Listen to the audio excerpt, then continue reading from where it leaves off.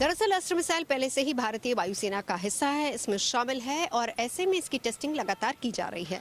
अक्टूबर 2020 में इसे वायुसेना में शामिल किया गया था और फिर उसके बाद रक्षा मंत्री ने औपचारिक तौर पर इसकी घोषणा भी की थी और उसी के बाद से अस्त्र मिसाइल की लगातार टेस्टिंग जारी है, क्योंकि इसे अब स्वदेशी लड़ाकू विमानों में भी अटैच किया जाना है।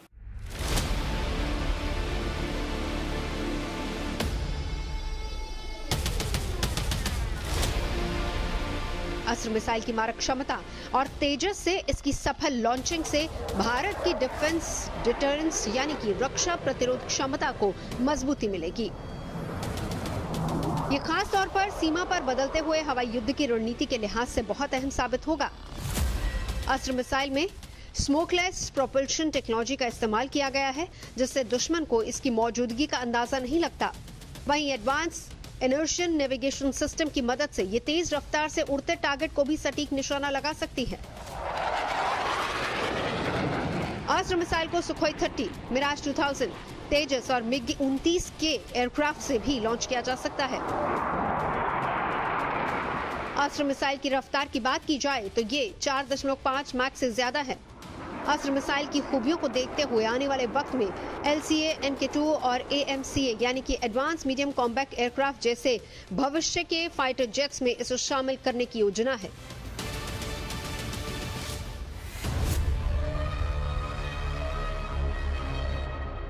जब एयर टू एयर कॉम्बैट होता है तो आमतौर पर पायलट को अपनी आंखों का इस्तेमाल करते हुए दुश्मन के जहाज को देखना पड़ता है।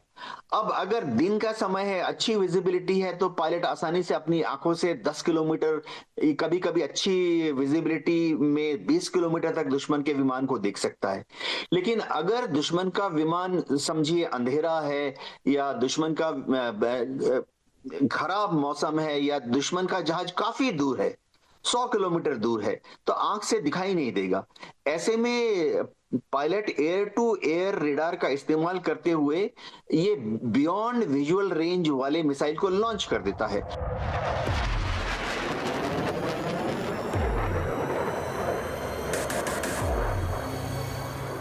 आमतौर पर फाइटर जेट के फ्लेयर से निकलने वाली हीट ही दुश्मन देश की गाइडेड मिसाइल को मिसगाइड करती है।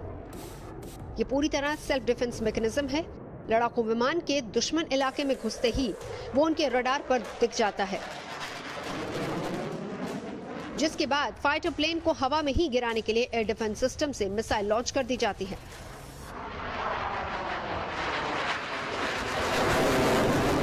गाइडेड मिसाइल हीट सिंकिंग से पीछा करती है, जिसके बाद रडार कंट्रोल से ये इंफॉर्मेशन पायलट को दी जाती है और उससे लड़ाकू विमान को टारगेट करने के लिए मिसाइल फायर कर दी जाती है।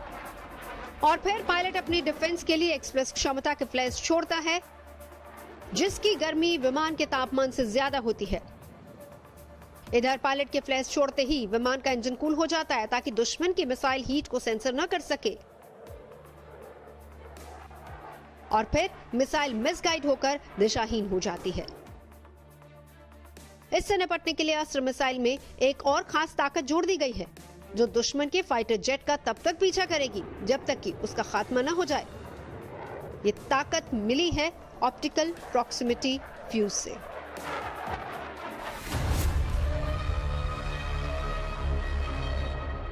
अस्त्र मिसाइल का आकार काफी छोटा है और ये वजन में काफी हल्की है, इसीलिए इसे हल्के लड़ाकू विमानों के साथ अटैच करके इसको लगातार टेस्टिंग की जा रही है। टेस्टिंग में सफल रहने के बाद एक बात तो साफ है कि ये हल्के लड़ाकू विमानों के साथ अटैच की जा सकती है भविष्य की जरूरतों को समझते हुए। अस्त्र मिसाइल की एक और बड़ी खासियत है कि इसका इस्तेमाल किसी भी मौसम में किया जा सकता है, यानी कि दुश्मन का अंत करने के लिए बेहतर मौसम का इंतजार नहीं करना होगा। रात का अंधेरा भी इसकी राह में रोड़ा नहीं अटकाएगा। अस्त्र मिसाइल से दुश्मन को उस वक्त भी मार गिराया जा सकता है जब उसे पता भी नहीं होगा कि उसे निशाना बनाया जा रहा है।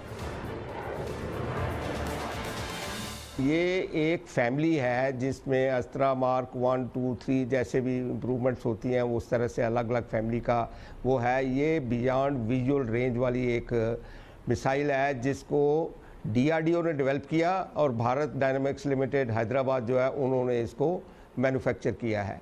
और ये इंडियन एयरफोर्स और इंडियन नेवी दोनों के साथ काम करती है। इंडियन एयरफोर्स ने तो इसको Su-30 में इस्तेमाल किया था, MiG-29 में इंटीग्रेट किया है, और अभी जैसे पहले हमने बात की वो अभी इसके साथ तेजस के साथ भी इंटीग्रेट हो गई। और इंडियन नेवी जो है वो उन्होंने सी हैरियर जो उनका जेट है, फाइटर जेट, उसके साथ इसको इंटीग्रेट किया है। ये मैक 4 तकरीबन 3.5 to 4 इसकी वो है स्पीड, और इतनी अच्छी स्पीड से बियॉन्ड विजुअल रेंज जो है ये करके एनिमी को टारगेट करके उसको बहुत बढ़िया तरीके से डिस्ट्रॉय कर सकती है।